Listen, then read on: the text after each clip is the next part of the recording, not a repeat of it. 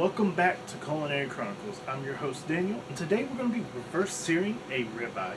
So this is a ribeye that I got from a local ranch in De Leon, Texas, named Sperlin's Shorthorns. Shorthorns.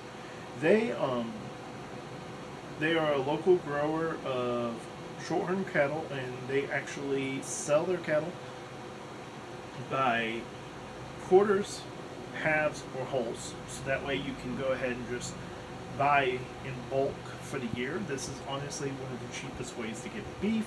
It's a great way to just make one large purchase and have the savings throughout the year of only have to buy the one. It does come with a lot of meat, so I believe the half that we got was around 200 pounds. So it did add up quite a bit.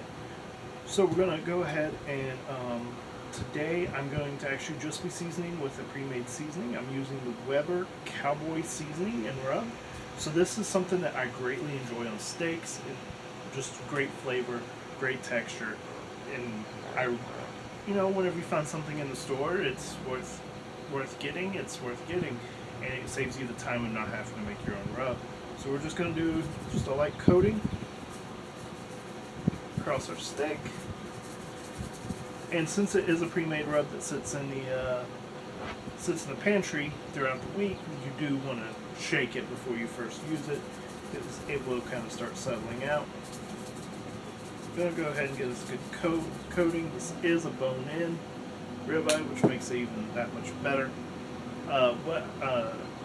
So what I'm going to say about reverse searing is we're going to actually start this one off in the pellet smoker at 225.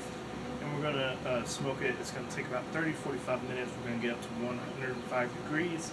And then once it hits that 105 degrees, we're going to pull it out. And we're going to actually finish it off on a charcoal grill and just sear it off there. Get it up to the 140. That is medium, and that's how me and my wife like our steaks. So that's how we're going to do it today.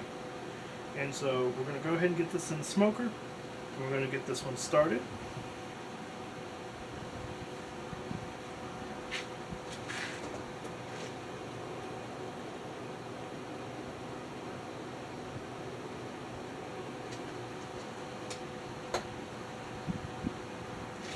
So reverse searing a steak, the big thing about that is that this allows you to get that smoky flavor to permeate the entirety of the meat because you're smoking at a lower temperature, but then you sear it to hold in that flavor. Now the great thing about that I enjoy about reverse seared steak is it is a very moist cut. It's a very moist meal with tons of flavor throughout. Generally, what you get from just searing it, you get most of the flavor on the outside. This allows flavor to permeate meat, and it is a wonderful way to do it. So if you just have like a grill, like this Expert Grill charcoal that I have over here, what you can do is if you start your bed of coals off on one side of it, let it get up to about 200 degrees. So you actually want to burn down any wood or charcoal down 2 coals.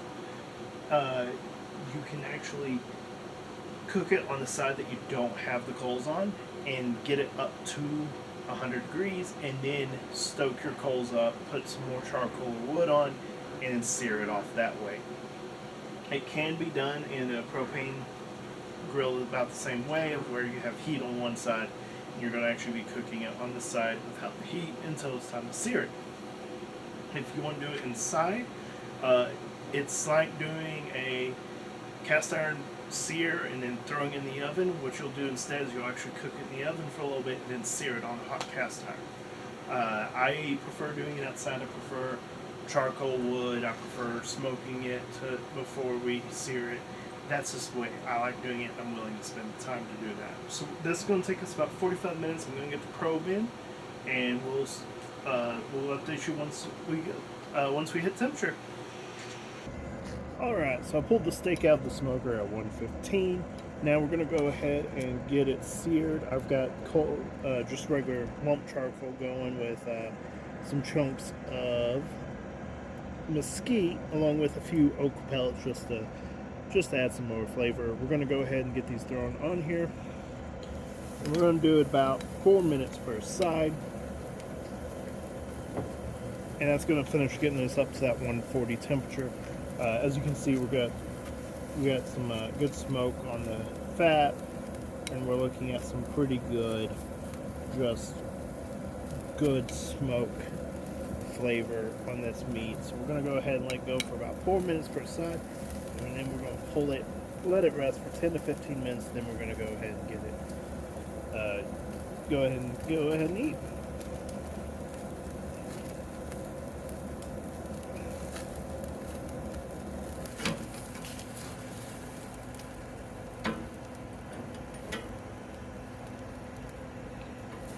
As we get this flipped over, you'll see the nice good grill marks, and you'll see we still got a little sponginess, so that's going to give us a few more degrees left to go up before we hit that 140. Basically, the lower the temperature, so rare is about 125 to 135, 130, 135 is medium rare, and then medium is about 140 to 145. And the higher you go up, the tougher the meat gets. And so what you'll actually see with the steak is as you press on it, the spongier the meat is, the more bounce there is, the lower the temperature. And so this one we're actually about ready to pull a minute or two early, so we'll be good to go there. Alright, so we've let this sit for about 10 or so minutes. The reason why you let it sit is it helps it soak in some of the juices. As you notice, there is a lot of juices kind of leaking out still, but it's a really nice, good cut of meat with a lot of fat. So you let some of it soak back in by letting it rest. It's important to let beef rest. So what we're going to do is going to cut off a soft chunk and just let you see the inside. So we do have the fat there, so there's that. So we got a nice little medium what? Yeah, nice little medium. And we are looking at some really good steak. I'm excited about having this. And so as we're getting ready to sign off here, if you are ever interested in buying local meat, I advise to do that. It's great to be able to build a relationship up with local farmers, with local ranchers, with your people that are around you, and getting to see where your food really comes from. It also helps your local economy. It helps to keep the money in your community rather than everything always leaving if you live in a small remote community. And it lets you see how your food is produced. You can also get, with most places, you can also have a say in how the cuts are, whether you have thick steaks, thin steaks, how much of the meat is ground, how much is cubed for soup, and just a whole bunch of different stuff like that. It's good custom processing makes it a much better experience than just going to the store and getting what's on the shelf.